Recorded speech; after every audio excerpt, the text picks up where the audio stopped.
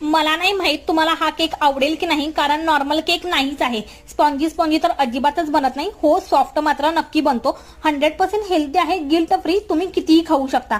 चला तर पाहूयात मग हा केक कसा बनवायचा.